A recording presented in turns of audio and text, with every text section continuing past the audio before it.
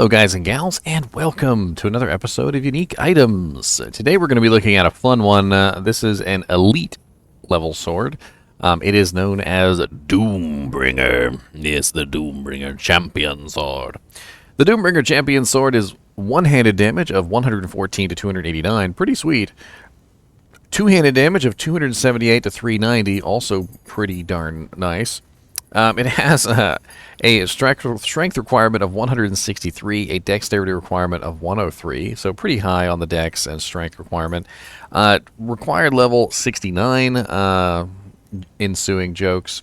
Level 69 is right there at the beginning of endgame, so we're talking about a sort of a pseudo endgame sword. Could be used a little bit toward the beginning of hell difficulty before you get into the very end, but still pretty much endgame.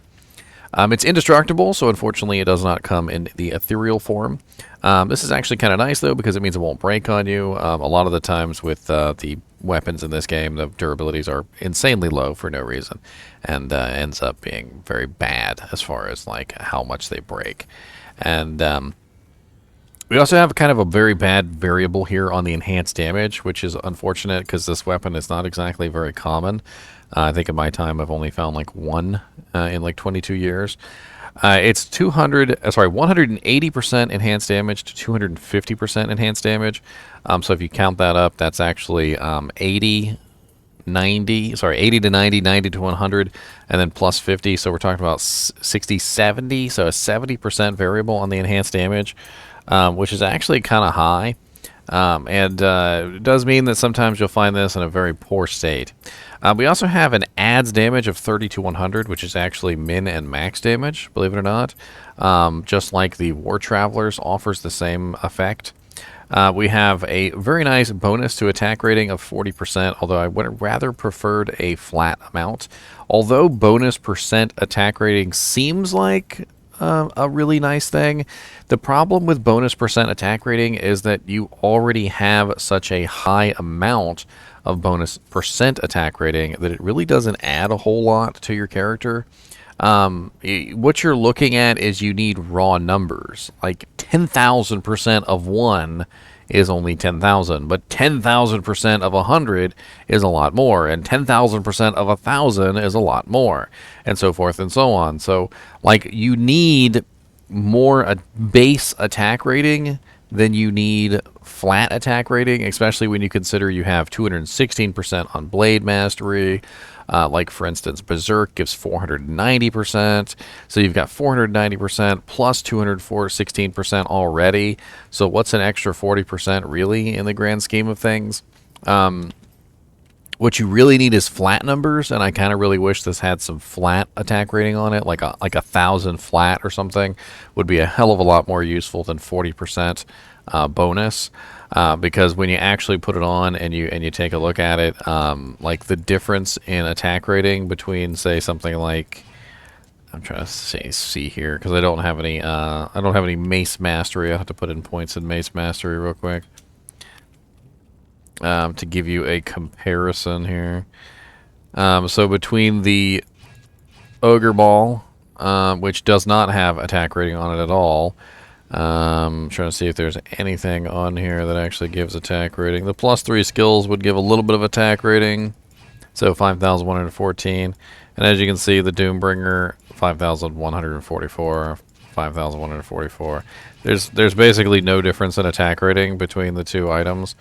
If I put Berserk on, Berserk has an attack rating of 12,874, and I'm actually less attack rating with the Doombringer sword than the IK Maul, which is only really providing me with plus 3 skills.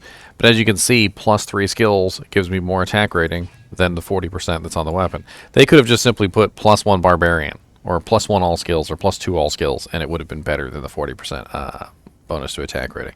And I've gone off about attack rating enough. Flat attack rating just tends to be better than percent bonus attack rating on weapons, just in general. We also have a very nice bonus at a lifesteal on here, which is 7% lifesteal. It does vary from 5 to 7. And 7% honestly is not really a lot for hell difficulty.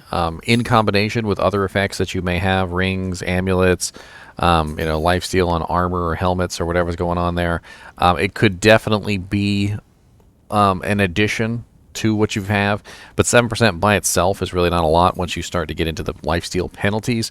If you guys are curious about those lifesteal penalties, I have an entire video on lifesteal going over all those penalties, including drain effectiveness, hell difficulty penalties, and all those other things. Very, very good video to take a look at. The other interesting effect that this has on it is the very nice 20% bonus to maximum life. And the 20% bonus to maximum life is a lot. And especially considering if you're a high vitality class and you've already been pumping up things like, your battle command and all that, and you have other items that are giving you bonus life, it could potentially add up to a lot. Let's take a look, for instance, really quickly. If we pop our shouts up. So as you can see now, I'm at 2,849 life. And when I put Doombringer on, I go to 3,114.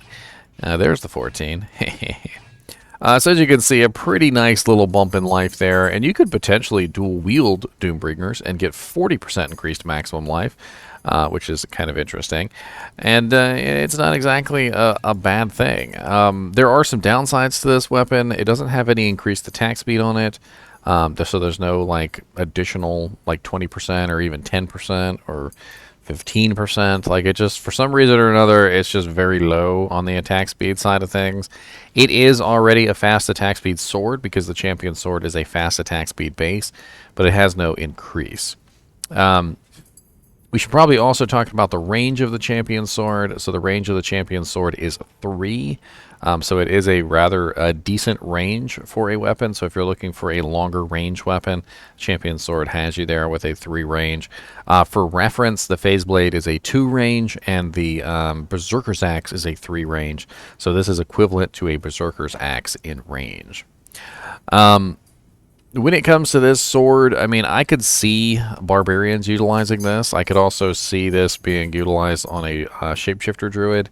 I can't really see a lot of other characters utilizing this, though.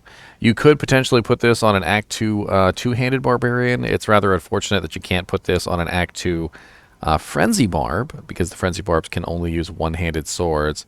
And it doesn't come ethereal, so you couldn't get that really nice damage bump. The only other thing I think I forgot to talk about was the 8% chance to cast level 3 weaken on striking. Now, this is a good thing and a bad thing. So it's kind of like a double-edged sword. Get it? Double-edged sword, because it is a double-edged sword. Oh, my jokes are terrible today.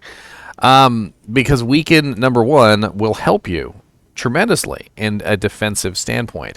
It will make it so that monsters will hit you relatively, softly. Like there's a joke floating around the internet. Like there's an orc standing on a cliff, and you roll the dice to see if you can push the orc off, and you roll a 1, which is basically a critical failure, and it says like you gently caress the orc on his back, and he gets uncomfortable.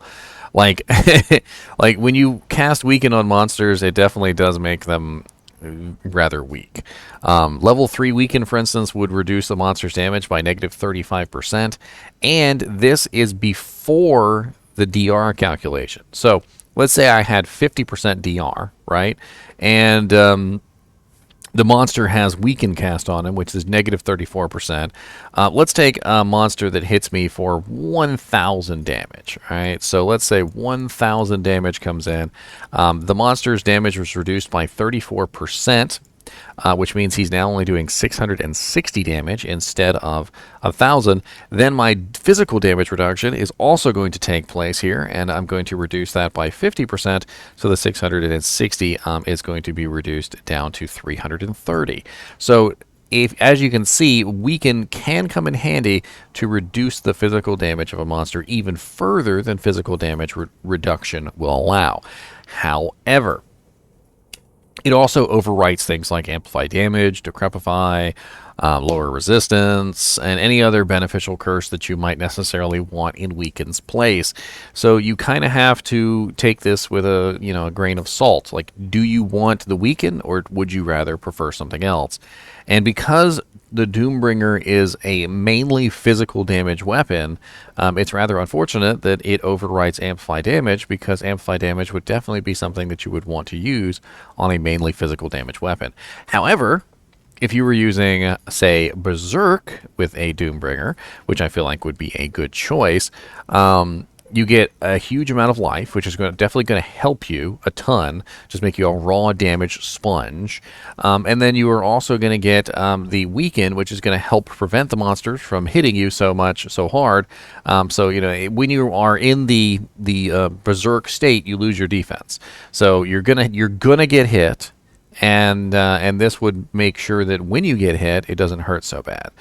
So it could be a very interesting, very useful Berserk sword, especially if you were to use 2 of them for the massive amount of increased life, and then stack on other life. You would basically be like a massive, just hulking ridiculousness.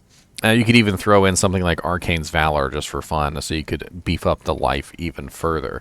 In fact, I could definitely see Doombringers being used to make some sort of ridiculous max life build, where you wear like 2 Doombringers, put on like an Arcane's Valor with like a ruby in it or something. I can't think of all the health options. Maybe like 2 Dwarf Stars or something. Or Bulkathos Wedding Bands, whichever has more vitality, life from all sources that you can get, until eventually you're stacked with like HP charms and you just got like freaking like 20k life or some bullcrap. Let's go over to Silas Pen real quick, and let's take a look and see where you could potentially find yourself a Doombringer, and get an idea of what kind of monsters we need to kill to get our hands on this crazy item. So Doombringer is probably going to be a pretty hard find. I'm going to guess right off the top of my head, probably pretty hard. Level 69 is the end of Nightmare difficulty, beginning of Hell. So let's assume about 200% magic find. You should have about 200% magic find by then. That's a pretty decent number. And we're looking at a pretty short list. That's a pretty short list. We've got Diablo in Hell difficulty with 1 in 1,448, and we have Mephisto in Hell difficulty with 1 in 9,000.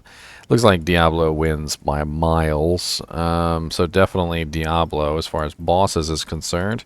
And then magic finding, super uniques, we've got really terrible options here. Neelathak's not too bad, because you can find him pretty easy. If you guys haven't seen my video on that, it's a very quick video that shows you how to find Neelathak reliably every single time with ease. We also got Doc Farron on the list, and Pindleskin. It looks like you could farm the Quadro here. Yeah, the Quadro. Maybe even the 5 of them. So Hephaestus the Armor, Shank the Overseer, Eldritch the Rectifier, Thresh Socket, Pindleskin, and Doc Farron, all of which are relatively easy to farm, relatively quick kills. Definitely a nice little combo there. So not too bad as far as the monsters you can farm to find this item. Good luck finding it, though, because I haven't found one in a very long time. I think it's just because the Champion Sword base is relatively rare. And when a Champion Sword base drops, you have a chance of getting this unique. But it has to be from one of those monsters, because it's a relatively high level item. It does look really pretty, though, doesn't it? Doesn't it look really quite nice? Like, I'm going to go to the character screen. I can't really see it very well on the character screen. Let's see if we can zoom in on it and look at it. It has almost like I don't want to say ruby, because it's not quite like red like a ruby. It almost reminds me of, like, I want to say crimson. It's almost like a crimson metal, a little bit different than the color of a ruby, which is more shiny, more translucent. It's almost like if a ruby were made out of metal. If a ruby were made out of metal, like, literally, that's the best explanation I can come up for you guys. That's the best I can do. That's the best I can do. Anyway, as always, I do appreciate you guys and gals watching my videos, even when we're talking about a crazy Doombringer sword. And as always, bring some Doom.